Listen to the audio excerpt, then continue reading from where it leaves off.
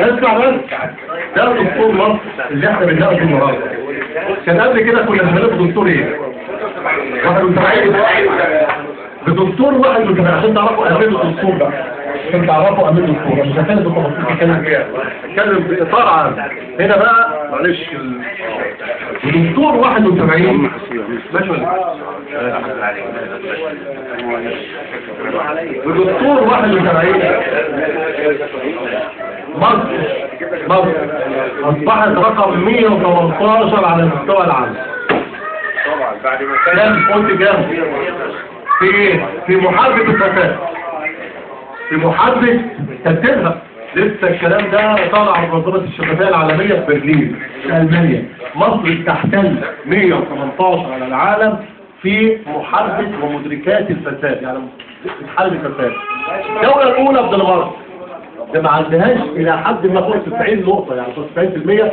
مفيش دولة في العالم مفيش فيها فساد طبعا، بس وصلت لمرحلة فوق 90% مفيش فساد، لا يكثر فساد.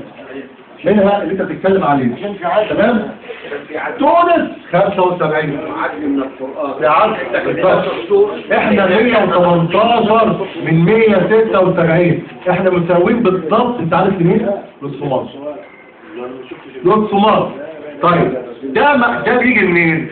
من ده مستغرب اللي فيه بناء على فالدكتور ده مش هقول 118 ان شاء الله بعد سنه هنبقى 176 والدوله الاخيره على مستوى العالم اهل الفساد.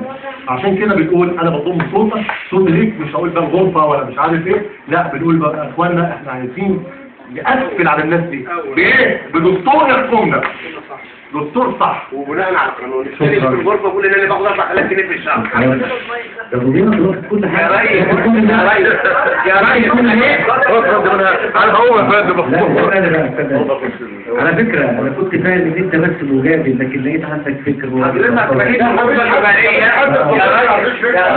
يا دكتور علاء رئيس الغرفة الجبلية للحزب الحرية والعدالة بيقول ابن دمياط العامل في قناة الجزيرة ياخد 4000 جنيه في الشهر. تخيل حللها لي اقتصاديا. يا محمود حللها لي اقتصاديا. مخصصات محافظة دمياط في الصحة ايه؟